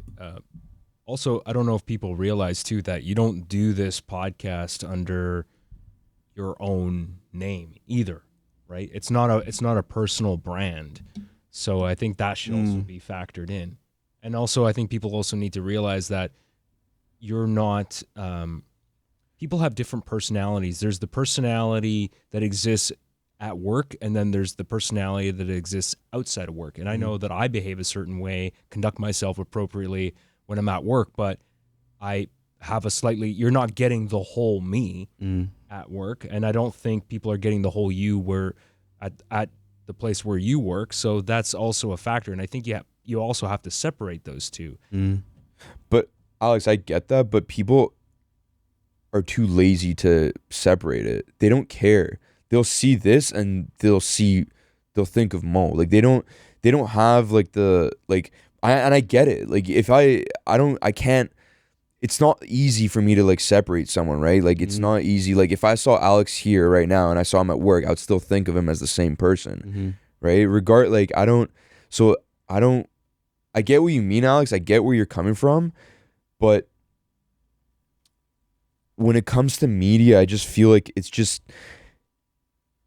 it's also so accessible to everyone, to kids. Yeah.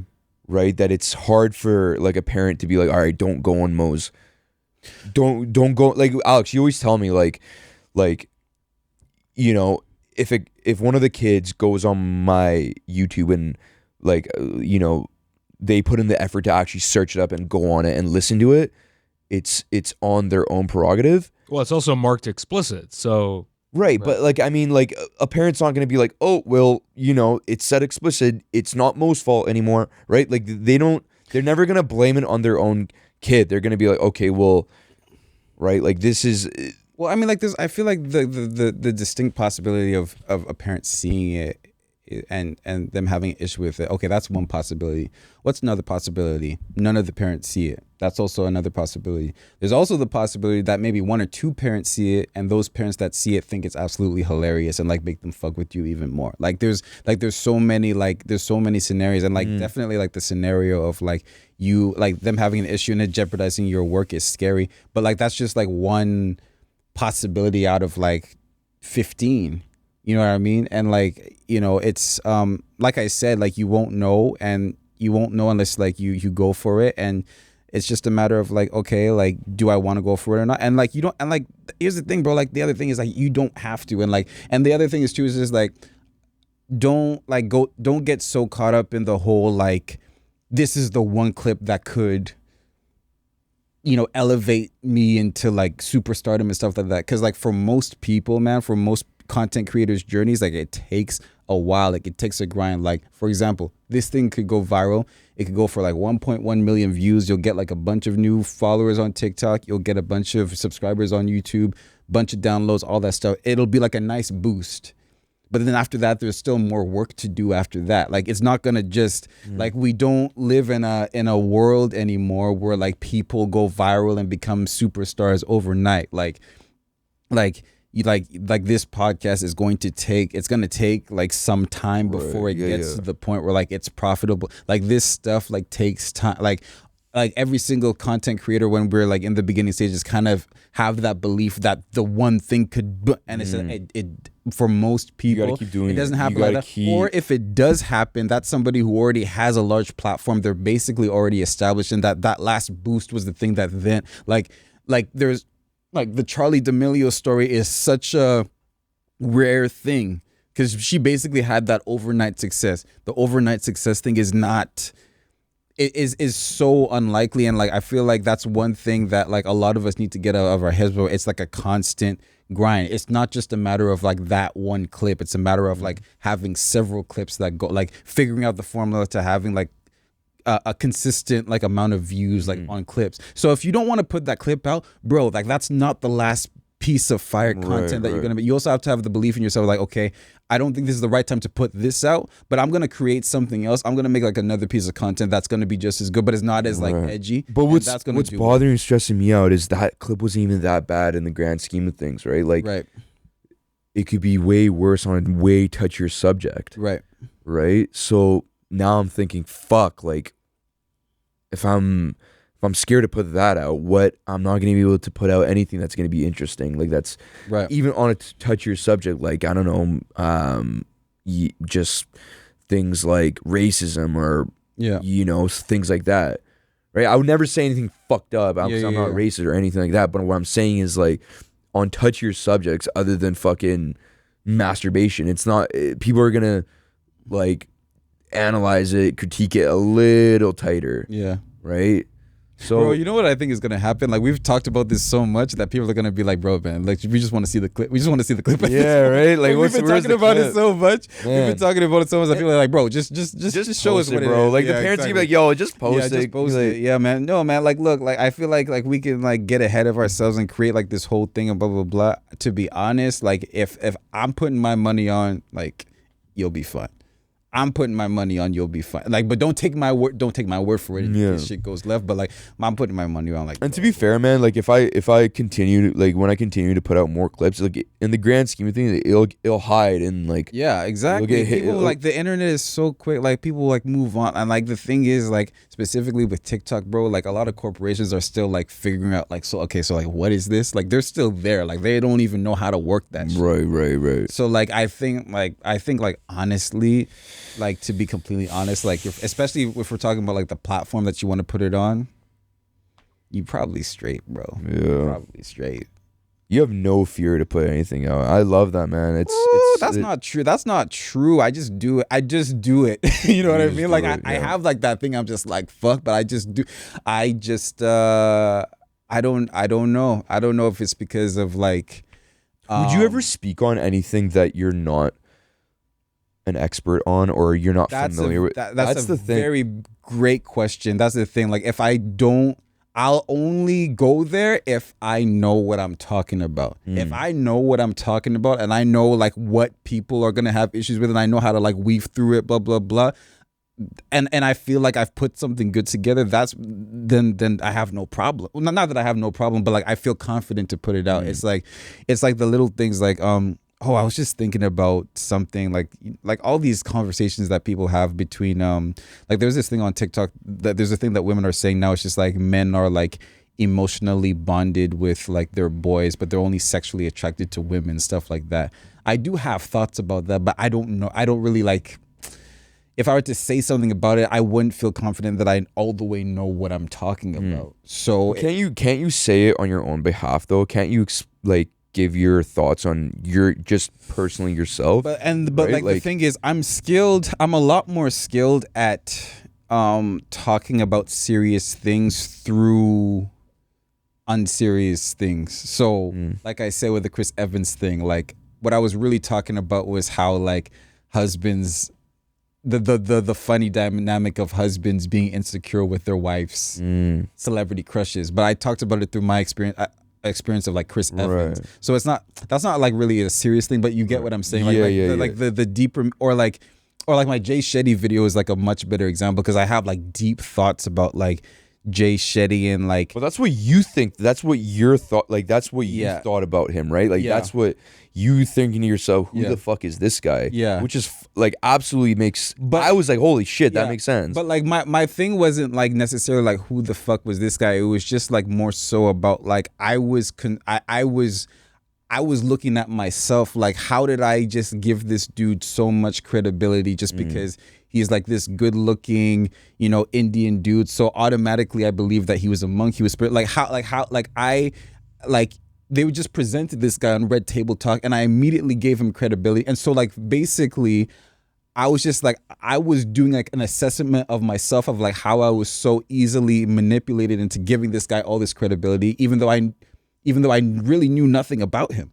Right. So people were saying, oh, you're hating on Jay Shetty. He's being positivity. But really, like, if you really, really look at it, I'm like looking at myself like, and like a lot of us too, it's just like, we just gave this guy the ability to have an influence on how we live our lives, which is like a huge responsibility to give to somebody. Right. That's like a huge, like, thing you're giving to somebody, and all he did was say things that sounded good to me in a really nice voice. He's got these green eyes. He's this charming dude, and I'm just like, okay, yeah, cool. Tell me how I should live my life. Like, so that was really an assessment of myself. So I'm much better at saying that what I just said in a more like humorous format than like explaining it like how I did just now. You know what I mean? It's much easier for me to say it comedically than it is for me to say like actual serious things that I'm talking about. So the moment I have a serious thought, I'm like, okay, how can I turn that into a joke? So do you think people have a hard time really thinking in depth about shit like that though? You know what I mean? Like, because that video you posted, like if someone really sat down and like watched it over and over again, figured out, like understood where you were coming from, they wouldn't be like, oh, why are you hating on Jay Shetty? They'd be like, oh, okay. Like they might not agree with what you're saying, but they'll get your point. They'll understand. All right, like I get his point. Like who was this guy that just came out of nowhere, that so-called monk that actually like gives this much influence to people that we don't really actually know about, right? Like people like would understand that if they actually thought about it, but they just jump to the conclusion that you're a hater. Like just people don't have that like. But again, that's the minority of people who thought I was hating, blah blah blah, and like, you know, granted, me understanding social media, I knew that like people were gonna misunderstand, but that would only help the views grow. But fine, the vast majority of people found it funny, like you said, like probably at the point that you were thinking like, holy shit, I never thought about it. Like I gave people a perspective to think about it that they maybe didn't think about it before. So that's like most people. And then like another like minority of people were like able to like see like the real point that I was making. So like it's fine. And like, by the way, it's TikTok. You're not on there to like sit there and think too much. You're there to like, you're there to be entertained. So like with all the deep stuff that I was saying, I would also make sure that it was being entertaining. So that's like probably the most important thing as far as like making it something that people can digest.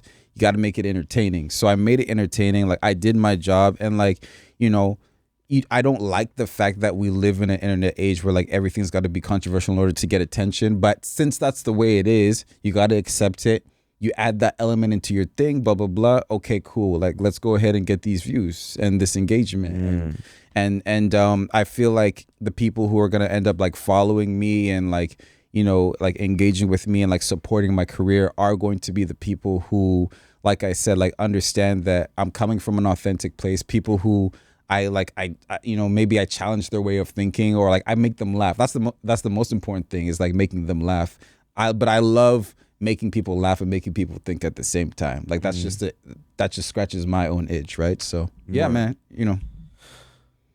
That's dope, man. Yeah, I mean, honestly, talking about it right now, it's taking a lot, you know, off of my shoulders, man, because it was a big fucking burden. And Alex, I'm not gonna lie, man, I don't know how to like I don't know how to talk to you about it, because I don't think you knew what I really meant, right? Like, I don't think you knew like the level of anxiety I was having about it, because because of my situation, right? And like there's nuances to the part where, about the coaching and the Yeah. parents seeing it. So Yeah, I mean, I didn't know about the level of anxiety, but I knew it was important to you, and I thought it was valid.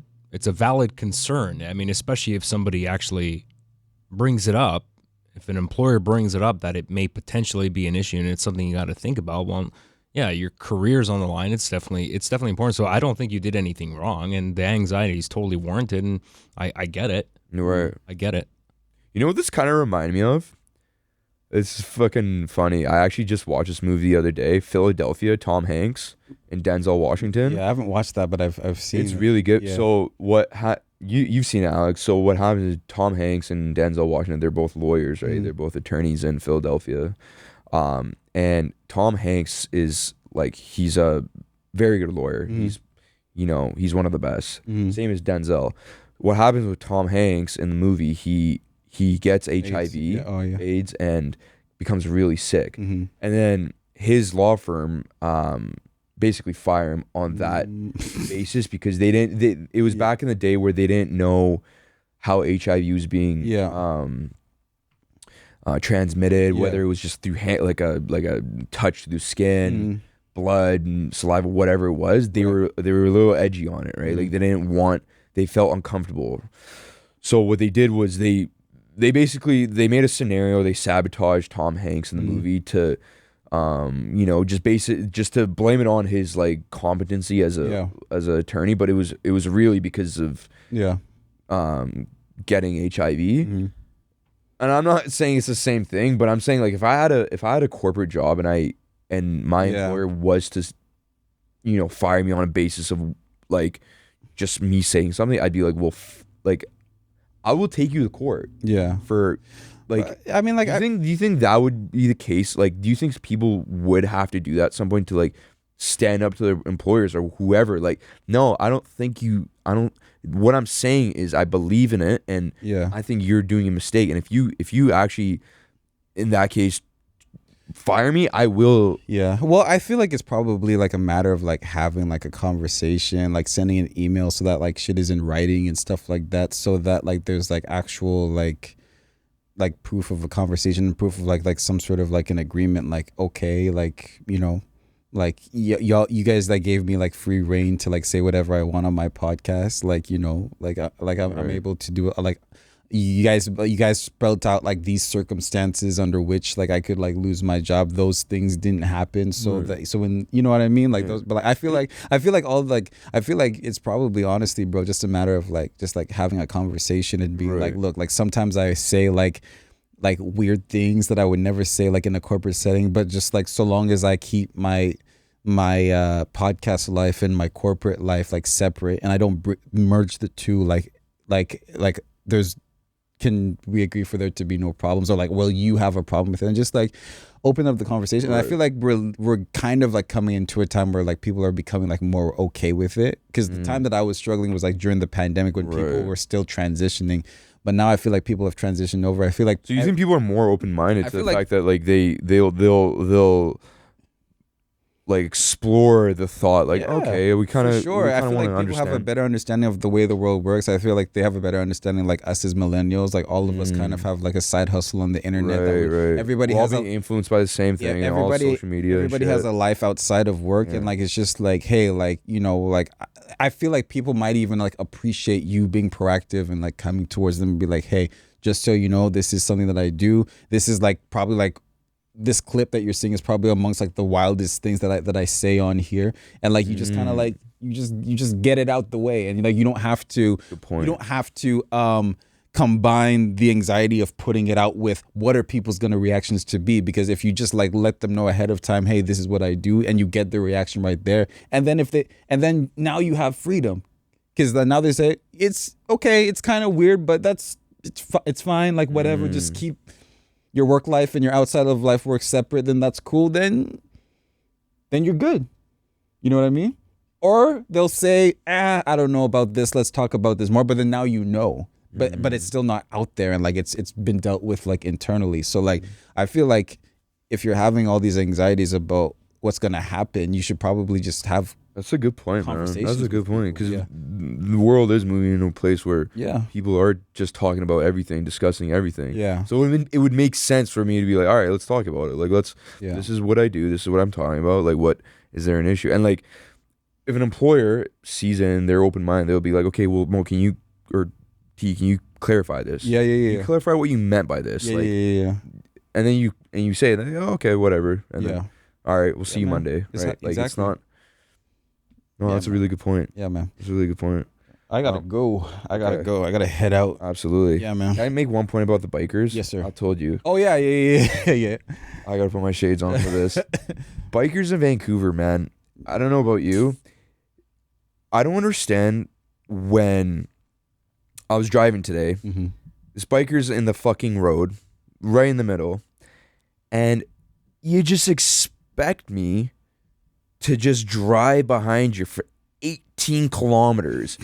It's like, no. And once you pass them, Yeah. this guy fingered me. He was Really? like hooting and hollering. And what happened was one of his comrades was waiting at the red light. Mm. And when I approached him, he was like, just like, what are you doing? Why I'm like, and then I just told him, man, like, you don't run the street. Yeah. Like, you don't fucking run the street. You think you're part of the street, but you don't even obey the fucking rules. Yeah. You don't even stop at stop signs. Yeah. Like, what do you expect? You want me to fucking stay behind you for 15 kilometers? Like, sorry to break it to you. Your bike isn't as fast as you think it is. You might be going fast, but yeah, Oh, it's man. weird. It's weird. It's weird entitled behavior. Like they feel like, bikers feel like they're better than people who drive cars, even though like it's like ridiculous. And I feel like maybe they know deep down that they are inconveniencing everybody. So like they kind of like return that energy back. Like, no, like you guys are inconveniencing us. yeah, So that's true. we're gonna treat you as Right. such, and it's just like, no, yeah, it's weird. I've always felt like bikers on the road was like kind of weird behavior. Like that doesn't make you feel weird. Like I feel weird when I'm just like blocking somebody's vision from being able to like watch a concert. Like Right. that makes me feel. You don't feel weird about all this traffic behind you Right. because you want to bike at your own pace. Like, what do you expect? You that's want weird. me to fucking drive behind you for like Yeah. 20 kilometers and like get there? Like, what do you? Yeah. And then when we pass you, like, we're obviously not gonna hit you. Like, Yeah. relax, breathe. Like, why do you get so offended? I just can't handle it, man. Weird behavior. It I pisses don't me know. off. I got into it today with these guys, and there's like a squad of them too, and like in front of them, like just like going in a herd of just like Yeah. their douchey like Yeah. outfits. And Yeah, you don't want to get. Yeah, I mean, like bikers, like don't be like yelling at people too much to where like somebody actually want to fight you. Like you're a biker. Like you've been working out your legs, so you'll have a good base, but you can't like throw a punch. Right, You don't yeah. work out. You don't work out your arms at all, bro. Like No, you at least don't. people in cars are like working their arms, so they'll pack a bigger. Like you're not. Yeah. Like don't mess with people. People are frustrated coming from work and stuff. They have some anger to let out. Like don't let them let out that anger on you, Right. bro. Like Sorry to biker- break it to you. I don't care how fast you think you're going your fucking bike, but Yeah. any car is gonna beat your. Somebody gets out the fucking- car to fight them. They're like, Yeah. oh. It's like, man, just get over it, bro. Like, That's I don't know. hilarious. I had to say that because I don't know. It just bothered me. It was another thing that fucking bothered me today. Yeah, man. What else is gonna bother me? Oh man, life is a frustrating experience, but it's also Frustrating. it's also beautiful. It's also It's beautiful. beautiful. It's a struggle, man. It's a whole puzzle Yep. waiting to be fucking figured out until the last breath. Yeah. And But we're still. How old are you? 26. 26. I just turned 28, man. Like I forget. Like I clocked it. I turned 28. Oh, it was a while ago, like like a week ago or whatever. And I kind of Oh, like shit. realized I was like, man, like I'm still young, bro. Oh man. Like I'm still like you feel old like in your late 20s because like you're old compared to other people in their 20s. Right. But like now that like I'm closer to 30 and I looked at it from that perspective, I'm just like, oh, like I'm still the baby out here, 100%. son. Like I'm still Bro, like 50-year-olds Yeah. like look at 35-year-olds and they're like, oh, you're still a kid. yeah, you're still a kid. You know what Yeah, I mean? exactly. So, like, I was like, you're still We got time. We got still gotta time, figure it man. out, man. Hey, man. Yeah. This was really good. Yeah, man. I think It was this is- great. This is gonna be fun. Yeah. This is gonna be a good episode. I think. Yes, sir. We answered a lot of people's thoughts and Just general thoughts on things where people were a little bit unsure of in terms of what. Yeah, man, and I feel like this is even gonna be like a good like timestamp of like the times that we're in, where like it's like this weird in between stage where like people can appreciate the importance of like content creation, but it still like has like implications on like other parts in life and stuff like that. And like hopefully we'll move on to a time where like like these types of conversations won't even be an issue for people, and like they're allowed to have free reign of over their public personas on the internet while still being able to work at their jobs and stuff. I just hope one day, man, everyone wakes up and we're just like, we're tired, man. Let's just all accept whatever anyone is saying and just go with it. Like exactly. let's just not fucking overanalyze every fucking little thing. Everything, yeah. Like, let's get to that point, man. Let's just get to the point where you can say it, feel it, fucking whatever. It just it is what it is. Yeah. Life's too short, and fuck, if you don't get if you're listening to this and if you don't understand that and you're still bitter about it, please just let it go. Let it go. Honestly, that's the biggest thing. Just let it go. You're wasting a lot of energy that could be much more productive with other things, man. Just hey, man. If you don't like something, you don't have to engage with it. Just move on. Move on, man. Just move on. This was episode 23 with Jordan episode. Jordan episode, man. Kobe episode, but oh man, that would have been so close. Hey, R.I.P. Kobe, R.I.P. Chadwick. Oh, R.I.P. man. The goats. I just watched the Black Panther trailer yesterday. I couldn't even make it through the whole thing. Oh man, that one hit me hard because I didn't even. Man, that's a whole nother podcast. Yeah, that's a whole other topic. Yeah, I saw that too, and I saw right when it got to the end when it said the Wakanda forever. Man, I actually choked up. Oh man, that's probably gonna be my next video. I'll probably work on that tonight. Is like how I'm not ready for this movie. Oh shit, they're making the new. Like Black Panther 2, bro. Oh right. Yeah, man. Yeah, fuck. I'm not ready. I'm not ready. No. It was the same thing with the MJ documentary where at the beginning they're like, in loving memory of Kobe Bryant, and it was the episode where Kobe was talking about it. I was like, bro, it was episode, and it was episode 5. So I was just like, man, that had to be for his 5 rings, right? Like I was, right, bro, man, and they were talking about him and like like the little Laker kid and everything. I was just oh my god, bro. Because that was footage that no one's ever seen of Kobe, right? Yeah. I just now got to the place where I can like watch Kobe highlights again. Because I used to obsess over Kobe highlights. I still can't do it. I just now got to the point where I could like watch like his clips again, and like, oh, man. I can watch his highlights a little bit more than his interviews. In his interviews, the interviews, talking, no. Yeah, it gets me. It's still like, I don't know. I don't think that's ever gonna change for me. I don't think it'll never make sense. It'll be like, what? Oh man, right? It's weird. No, it doesn't make sense. It doesn't make sense at all. But it's just he did what he was supposed to do. He did what he was supposed to do while he was here, and like I feel like authenticity is such a huge theme of this thing. But like you talk about people that we've lost, like Nipsey Hussle, Kobe, Chadwick, is like these were people who like the consistency with all 3 of those guys, like those were people who like their death had so much impact because they were like so unapologetically like themselves. Like, and you talk about Kobe. Like Kobe was somebody who like everybody hated on this dude. Like everybody but like at the end of his career, like you realize like how much like he meant and like how much we missed him, and like his his death was like had a huge impact because like he was somebody who was him at all times. He was him every second of the everybody day, thinking man. that his way of playing the game was like wrong and it was selfish and blah blah blah. He just did not waver, and he ended up being like top 5 greatest players of all time. Yeah, I mean for a lot of people, the GOAT, right? And yeah, man. And it's just sad to think that the world goes on, our lives go on without Yeah, and I'll touch on my premise for my video that I'm gonna make about the Black Panther video. I'll talk about it here. Is like, I think that the Black Panther movie is gonna be like a time for all of us to like take a second to like really like grieve like all of the trauma that we endured during the pandemic, because like Chadwick died during the pandemic, right? So like we're gonna like take a it's gonna be like, it's not just gonna be about like Chadwick passing away. It's gonna be like a moment in time where we're all like really really like going through it. And it's, that movie is gonna mean so much more than just like a movie. It's gonna be like a time for us to be like, man, like that was coming together, man. moment. Like we really, really like went through some shit, man. And so yeah, that's what I'm gonna.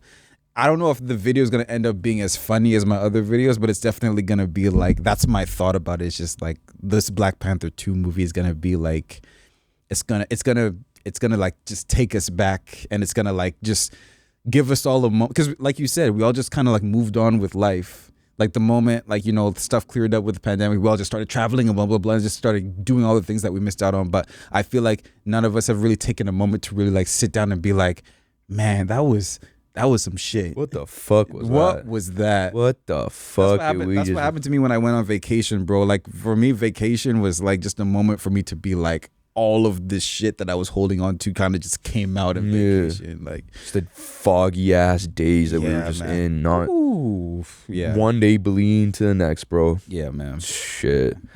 Hey man, thank you for coming on. This was great. This was awesome.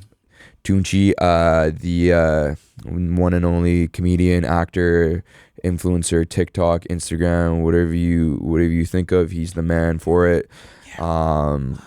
Thank you for coming on, bro. It was a pleasure having you on. We'll have you on again, man, because we'll talk about a lot of things. I don't really want to get into it. And yeah, man. Hopefully some shit that I'm hoping will have happened, and I'll just have some more shit to talk about. But more shit to talk about, more shit. Where can people follow you online? People can follow me on TikTok, Instagram, YouTube, Tunji TL on all of those platforms. That's TUNJITL. I also have a show on Snapchat called 2 Cents, where I like, you know, like talk my shit. Yeah, those are the main ones, man. But like, you know, if you want to, like, you know, I feel like Instagram is probably the app that I interact the most with people. So if you want to interact with me more, that's where I'm at. But if you want to just like be purely entertained and you don't give a shit about me at all, head over to my TikTok. And then YouTube. YouTube, sometimes I post on there, sometimes I don't. So yeah. Hey man, I appreciate you all. Keep supporting, and remember, enjoy your 24, enjoy your day, every day, all day. Yes, sir. Thank you. Peace. Peace. Oh,